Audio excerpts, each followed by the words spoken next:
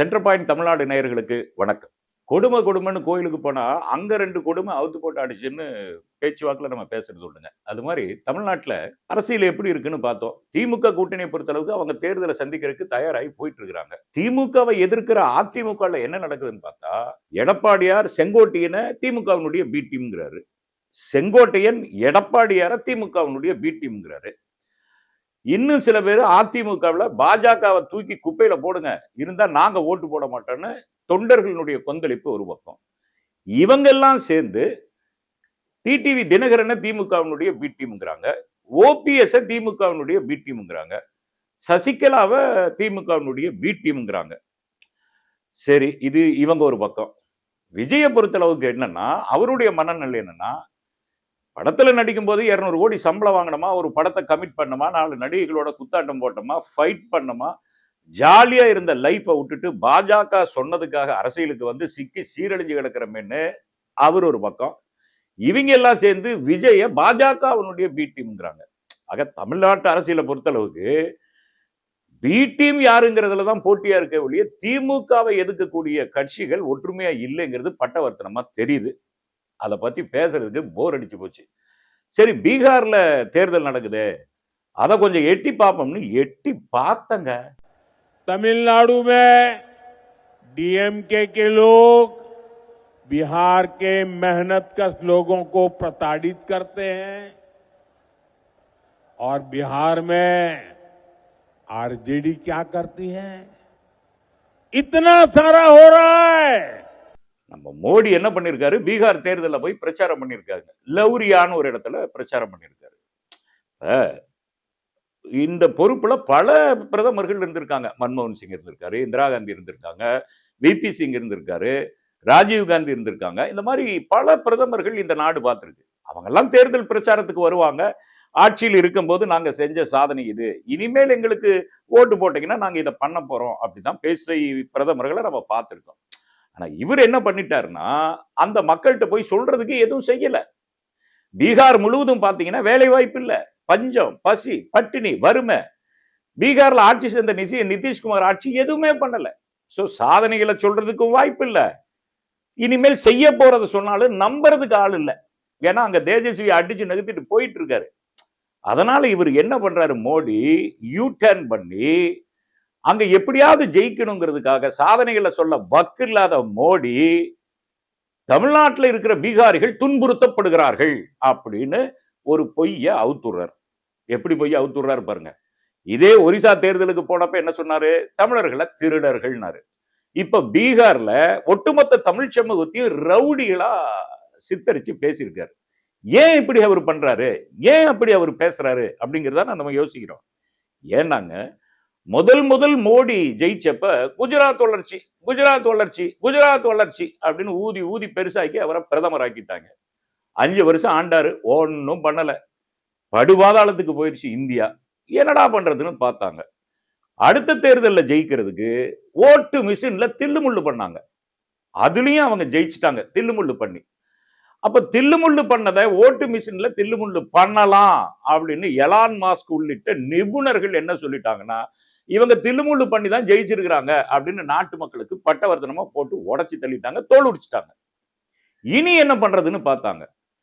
தேர்தலே திருடிடலாம் அப்படிங்கிற முடிவுக்கு தான் இவங்களுக்கு தேவையான ஞானேஸ்வர தேர்தல் ஆணையரா போட்டு பீகார்ல சிறப்பு வாக்காளர் பட்டியல் தீவிர திருத்தம் அப்படிங்கிற ஒரு சட்டத்தை கொண்டு வந்து வாக்காளர்களை சரி பண்ணாங்க.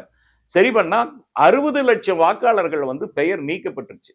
ஏன் பண்றாங்க அப்படின்னா, அவங்க எல்லாம் இவங்களுக்கு எதிராக ஓட்டு போடுறவங்க. 60 லட்சம் வாக்காளர்கள் வந்து பாஜகவுக்கு எதிராக ஓட்டு போட்டாங்கன்னா படுதோல்வி அடைஞ்சிருவாங்கல்ல, அதுக்காக அந்த ஒரு வேலையை செஞ்சாங்க. இவங்களுக்கு இப்ப பேசுறதுக்கு அரசியல் இல்லை. அதனால எப்பவுமே பாஜக என்ன பண்ணும்னா, இனிமேல் இந்த டிஜிட்டல் முறையில பண்ற எல்லா தில்லுமுள்ளுகளையும் ராகுல் காந்தி உள்ளிட்ட அத்தனை தலைவர்களின் தோலை உரிச்சிட்டாங்க. அதனால நம்ம யூ டர்ன் பண்ணி பழைய அரசியலுக்கே போயலான்னு சொல்லி இவங்க என்ன பண்ணுவாங்கன்னா, இனத்தின் பெயரால் ஒரு வெறுப்பை ஊட்டுறது, மொழியின் பெயரால் ஒரு வெறுப்பை ஊட்டுறது, எல்லைகளின் அதாவது நிலப்பரப்பின் மொழியே ஒரு வெறுப்பை ஊட்டுறது, மதத்தின் பெயரால் வெறுப்பை ஊட்டுறது, சாதியின் பெயரால் வெறுப்பை ஊட்டுறது. இப்படி எல்லாத்துக்குள்ளேயும் ஒரு கலவரத்தை உண்டாக்கி பிரிவினையை ஏற்படுத்தினா ஜெயிச்சல்லாங்கிறது தான் பொதுவாகவே பாஜகவினுடைய அரசியல் உத்தி. அந்த உத்தியினுடைய வெளிப்பாடு தான் பீகார்ல லௌரியாங்கிற இடத்துல தமிழர்கள் பீகாரிகளை இந்த மாதிரி சித்திரவதை பண்றாங்க, துன்புறுத்துறாங்க அப்படின்னு ஒரு பொய்ய அவுத்துட்டு இருக்கிறாரு. என்னடா இப்படி சொல்றாரு அப்படின்னு பார்த்தா நம்ம கொஞ்சம் ஆளாசி பார்த்தோம். சரி இப்படி சொல்றாரு, உண்மையாக இருக்குமா அப்படின்னு பல பேர்த்துக்கிட்ட நீங்க சேனல்ல எல்லாம் பார்த்திருப்பீங்க. எல்லா பீகாரிகிட்டையும் போய் கேட்டு பார்த்தாங்க. அப்படியெல்லாம் ஒண்ணும் இல்லைங்க, நாங்கெல்லாம் இங்க வந்து ஜாலியா இருக்கிறோம், சந்தோஷமா இருக்கிறோம், வேலை செய்யறோம், பாதுகாப்பா இருக்கிறோம் அப்படின்னு சொல்றாங்க. நம்ம சென்டர் பாயிண்ட் சார்பா 2 பீகாரி கிட்ட போய் பேசி பார்த்தோம். தமிழ்நாட்டில் பைசா ஜாஸ்தி இருக்கும், வேலை கம்மி இருக்கும், பரவாயில்லையா? அப்புறம் என் ஊரில் வேலை ஜாஸ்தி இருக்கும், பைசா கம்மி இருக்கும். இதுக்கு வந்திருக்கேன், வேற வேலை இல்லை, ஒரு வேலை கிடையாது, ஒன்லி சும்மா இந்த வேலை இருக்கும், அவ்வளோதான். தமிழ்நாடு ஹாப்பி இருக்குது சார். தமிழ்நாடுல ப்ராப்ளம் இல்லை. அது பீகாரில் சம்பளம் கம்மி இருக்குது, அது சம்பளம் ஜாஸ்தி இருக்குது. அது 23,000 சேலரி இருக்குது, அங்கே 10,000 ரூபாய் சேலரி. இல்லை சார், அப்படி ஏதோ டிஸ்டர்ப் பண்ண வரல, அப்படி ஏதோ டார்ச்சர் பண்ணல யாரும். எங்கள் ஊர் மாதிரியே எங்கே இருக்கிறோம். அங்கே வேலை ஜாஸ்தி இருக்குது, நம்ம ஊரில் கம்மியாக இருக்குது. பட் அங்கே இருக்க 15 வருஷம்ல இன்னுமே பிரச்சனை வரலையே. டார்ச்சர் இதுங்க, யாருமே பட்டன் பண்ண மாட்டாங்க டார்ச்சர். அவங்க என்ன சொல்றாங்கன்னா, அவங்களுக்கு தமிழ்நாட்டை பார்த்தா பிரமிப்பா இருக்குங்க, பிரம்மாண்டமா இருக்கு. ஏன்னா பீகார் முழுவதும் பாத்தீங்கன்னா பஞ்சம், பசி, பட்டினி, வறுமை, வேலை இல்ல, பாதுகாப்பு இல்ல, ரவுடிசம், சாதியின் பெயரால் சண்டை, மதத்தின் பெயரால் சண்டை, ஒரு இருட்டு பகுதியா தான் பீகார் இருக்கு. அவன் அங்கிருந்து என்ன பண்றான்னா, நேரா தமிழ்நாட்டுக்கு சிங்கிளா தான் வர்றான். சென்ட்ரல் ஸ்டேஷன்ல இறங்கி அவன் ஃப்ரெண்டை பிடிச்சி ஒரு கம்பெனிக்கு வேலைக்கு போறான். அவனுக்கு இங்க கொடுக்கப்படுகிற அவ்வளவும் ஏதோ சொர்க்கத்தில் இருக்கிற மாதிரி இருக்கு. உடம்பு சரியில்லைன்னு ஹாஸ்பிட்டலுக்கு போனோமா, அங்க பார்த்தா அவ்வளவு சொபஸ்டிகேட்டடா இருக்கு. அவன் பிள்ளைகளை படிக்க வைக்கிறதுக்கு நல்ல ஸ்கூல் இருக்கு, இருக்கிற இடம் பாதுகாப்பா இருக்கு, சுத்த சுகாதாரம் மிகச்சரியா இருக்கு. அப்ப சிங்கிளா வந்தவன் என்ன பண்றான்னா, இந்த சாத் பண்டிகைக்கு ஊருக்கு போவாங்க. அங்க போயிட்டு அவன் மனைவி கிட்டயும் அவங்க வீட்டுக்கிட்டயும் வீட்லயே என்ன சொல்றான், தமிழ்நாடு மாதிரி ஒரு இடம் வாழ்றதுக்கு அப்படி ஒரு நல்ல இடம் எனக்கு தெரிஞ்சு உலகத்தில் இல்ல, பீகார்ல சுத்தமா இல்ல, வாங்க எல்லாரும் தமிழ்நாட்டுக்கு போயிடலான்னு குடும்பத்தோட கிளம்பி இங்க வந்து செட்டில் ஆயிடுறாங்க. இப்படித்தான் தமிழ்நாட்டுல பீகாரிகள் வாழ்ந்துட்டு இருக்கிறாங்க. இதுதான் உண்மையும் கூட. இப்ப மோடி அங்க உட்கார்ந்துகிட்டு தமிழர்கள் துன்புறுத்தப்படுகிறார்கள் சொல்றாரு. அப்படி பீகாரிகள் இங்கே துன்புறுத்தப்படுறதுக்கான ஏதாவது ஆதாரம் காட்ட முடியுமா? இருக்கா? ஏதாவது ஒரு பீகாரி தமிழ்நாட்டு போலீஸ் ஸ்டேஷன்ல போய் கம்ப்ளைண்ட் கொடுத்திருக்கிறானா? அப்படி ஒரு வழக்கு இருக்கா? இல்லவே இல்லை. ஆனா மோடி அங்க உட்காந்துட்டு அப்படி சொல்லுவாரு. நீங்க அங்க உட்காந்துக்கிட்டு நம்மள ரவுடின்னு சித்தரிப்பாரு. ஒரிசால போய் திருடன்னு சொல்லுவாரு. ஆனா தமிழ்நாட்டுக்கு வந்தா மட்டும் பாருங்க, தமிழ பேசுவாரு. கோணவாயம் கொட்டாய் விட்ட மாதிரி என்ன பேசுவாரு? அனைவருக்கும் நல்லா பொங்கல் அழுத்துங்கள் அப்படின்னு பேசுவாரு. தமிழ் மேல ஏதோ ரொம்ப பாசமும் பற்றும் இருக்கிற மாதிரி பேசுவாரு. சுத்தமான ஒரு கேப்மாரித்தனத்துல தேர்தலை சந்திக்கலாங்கிறதாங்க மோடியினுடைய திட்டம். சரி, ஒரு பிரதமரே சொல்றாரு, எப்படிதான் இருக்குன்னு ஆராய்ஞ்சு பார்த்தவங்க. என்ன இருக்கு தெரியுமா? சிங், போக்ரா, சோங்கர், கார்க், சுக்லா, பன்வால், அகர்வால், சர்மா, மீனா, அரோரா, ரச்சகொண்டா, கௌரல்ஸ், மித்ரா, ரஜோரா, குப்தா, மெக்ரா, திவாரி, மாலிக், மிஸ்ரா, மங்கள், ராவ், சோன்கட், புனியா, மண்டல், பாண்டே, கஹோரே, ரஹேஜா, பகதூர். அதாவதுங்க, பேருக்கு பின்னால சாதி பேரை போடுறது கேவலம், அவமானம், கேடுகட்ட செயல் அப்படின்னு தமிழ்நாட்டுல யாருமே பேருக்கு பின்னால சாதி பேர் போட்டது இல்லைங்க. அப்படிதான் கௌரவமா ஒருத்தருக்கு ஒருத்தர் அண்ணன் தம்பியா பழகிட்டு இருக்கிற இந்த தமிழ்நாடு, இப்ப நான் படிச்சேன் பாருங்க, அது எல்லாமே சாதி பெயர்கள். ராஜஸ்தான், மத்திய பிரதேச, உத்தரப்பிரதேசம், இங்கெல்லாம் இருக்கிற சாதி பேர்களை பேருக்கு பின்னால வச்சிருக்கிறவங்க பேரைத்தான் இதெல்லாம் படிச்சேன் நான். அதெல்லாம் சாதி பேர்கள். நாம் படிச்சதுல 60 விழுக்காடு பீகார்ல இருந்து வந்தவங்க. பீகார் சாதியை அங்க இருக்கிற ஒரு சாதியினுடைய அடையாளத்தை தாங்கினவங்க தான் இவங்க எல்லாம். இவங்க எல்லாம் யாரு?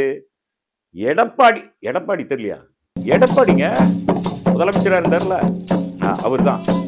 இவ்வளவு சீக்கிரம் ஒரு முதலமைச்சரை மறக்கலாங்களாங்க?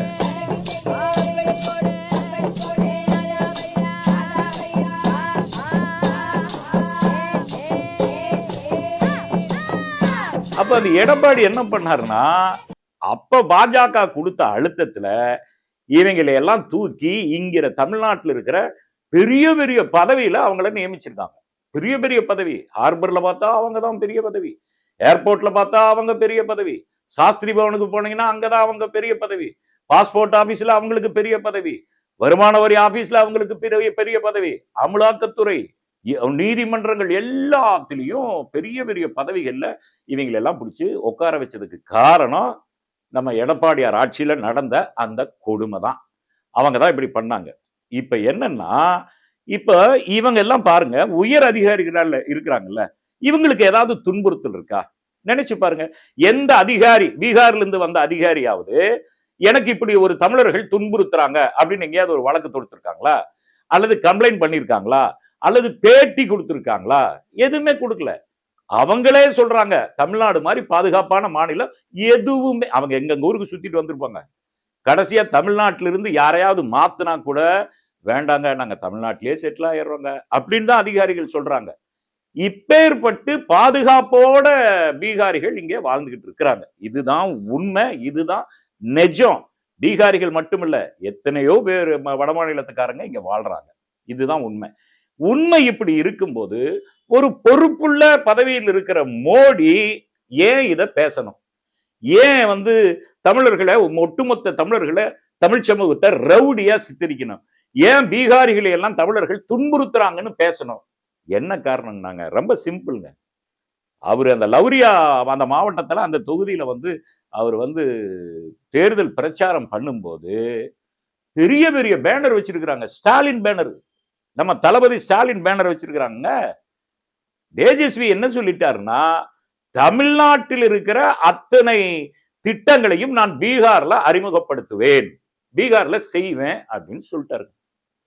இப்ப அவங்களுக்கு என்ன எரிச்சல் வந்துருச்சுன்னா, தமிழ்நாட்டில் இருக்கிற அத்தனை திட்டங்களும் சமூக நீதிக்கான திட்டங்கள், தமிழ்நாட்டில் இருக்கிற அத்தனை திட்டங்களும் ஏழைகளுக்கு வாழ்வளிக்கக்கூடிய திட்டங்கள், தமிழ்நாட்டில் இருக்கிற அத்தனை திட்டங்களும் ஒட்டுமொத்த சமூகத்திற்கான திட்டங்கள், அதையெல்லாம் பீகார்ல அறிமுகப்படுத்துறேன்னு தேஜஸ்வி சொன்னதுனால அவங்களுக்கு கிளி பிடிச்சு ஆட ஆரம்பிச்சாங்க. ஆஹா, நம்ம பீகாரை இப்படியே வச்சிருந்தா தானே நம்ம பருப்பு வேகும், இவங்க தமிழ்நாடு மாதிரி மாத்திட்டா இவங்க எல்லாம் அறிவாளி ஆயிடுவாங்களே அப்படிங்கிற பயத்துலதான் இப்படி ஒரு பொய்ய மோடி அவுத்து விட்டுருக்கிறார். இதுதான் உண்மை. ஆனா மோடி என்ன பண்றாரு, ஏதாவது வேணும், அவரு பாவத்தை கழுவு வரணும்னா ராமேஸ்வரத்துக்கு தான் வருவார். அவர் ஏதாவது பேச வரணும்னா தமிழ்நாட்டுக்கு தமிழ் மாதிரி உலகத்துல மொழியே இல்லைன்னு பேசுவார். திருவள்ளுவர் மாதிரி எழுதுன மாதிரி உலகத்துல வேற எந்த எழுத்தாளரும் எழுதலன்னு பேசுவார். இவ்வளவும் தமிழ் மக்கள்கிட்ட பேசிட்டு நம்மளை பத்தி பீகார்ல என்ன பேசியிருக்காரு பாத்தீங்களா? ஆக பாஜகவை பொறுத்தவரை இனி ஓட்டு மிஷின்ல தில்லு முள்ளு பண்ண முடியாது. அந்த மாநில வளர்ச்சி, குஜராத் வளர்ச்சி, ஊபி வளர்ச்சி அப்படின்னு பேச முடியாது, பொய்ய கட்ட உத்தர முடியாது. தேர்தலையே திருடி ஜெயிச்சிடலாம் அப்படிங்கிறதுக்கும் ராஜீவ்காந்தி ஆப்பு வச்சுட்டாரு. இப்ப என்ன பண்றதுன்னு பார்த்துட்டு இப்ப வெறுப்பு அரசியல பரப்பிக்கிட்டு இருக்கிறாங்க. என்னை பொறுத்தவரை பீகாரில் இவர்கள் மண்ணை கவ்வுவது உறுதி உறுதி உறுதி, எந்த ஆச்சரியமும் இல்லை.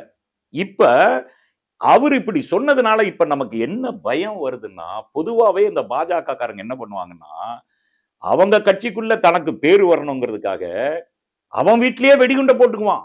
ஐயோ யாரோ வெடிகுண்டு போட்டாங்கன்னு செய்யற ஆளுக்கு தான் அந்த சங்கிக.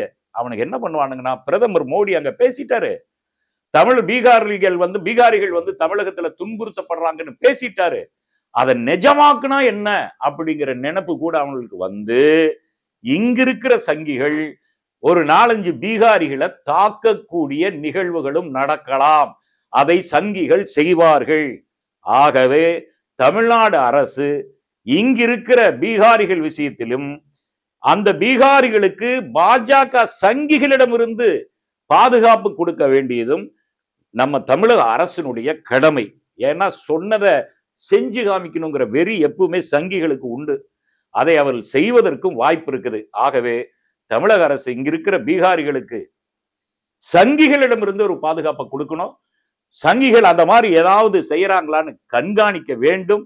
அப்போதுதான் எப்போதும் போல தமிழ்நாடு ஒரு பாதுகாப்புள்ள மாநிலமாக இருக்கும், நல்லிணக்கம் உள்ள ஒரு மாநிலமாக இருக்கும். வந்தாரை வாழ வைக்கக்கூடிய மாநிலமாக இருக்கும். யார் வந்தாலும் இங்கே வாழலாம், ஆள்வதற்கு உரிமை இல்லை அப்படிங்கிற ஒரு நிலையை நாம் இங்கே ஏற்படுத்துறதுக்கு இது ஒரு வாய்ப்பா இருக்கும். ஆகவே பிரதமர் மோடி அவர்களின் பீகார் உரை, அது உரைன்னு சொல்ல முடியாதுங்க, கோல் மூட்டுறது. ஒரு பிரதமர் கோல் மூட்டி வேலையை செய்யலாமா? இங்க நடக்கிறது அங்க நடக்கிறது இங்க சொல்றதுக்கு பேரு உரை இல்ல, பிரச்சார உரை இல்ல, அது கோல் மூட்டுறது. குழாயடி சண்டையில நடக்கிற அந்த கோல் மூட்டு வேலைகளை தான் பிரதமர் செஞ்சிருக்காரு. இப்படி ஒரு கேவலமான ஒரு பிரதமரை இந்த நாடு சந்திச்சதே இல்லைங்க, இனிமேலும் சந்திக்க கூடாது. வர்ற தேர்தலையாவது நாட்டு மக்கள் இவர் யாரு, ஏன் இவர் இப்படி நடந்துக்கிறாரு, இந்த நாட்டை இப்படி கூறு போட பாக்குறாரு அப்படிங்கறதெல்லாம் உணர்ந்துகிட்டு பாஜகங்கிற இந்த அழிவு சக்தியை நாட்டிலிருந்து அப்புறப்படுத்த வேண்டும் என்ற கோரிக்கையை மக்கள் முன் வைக்கிறேன். நன்றி. நடுநிலை தவறாத சென்டர் பாயிண்ட்.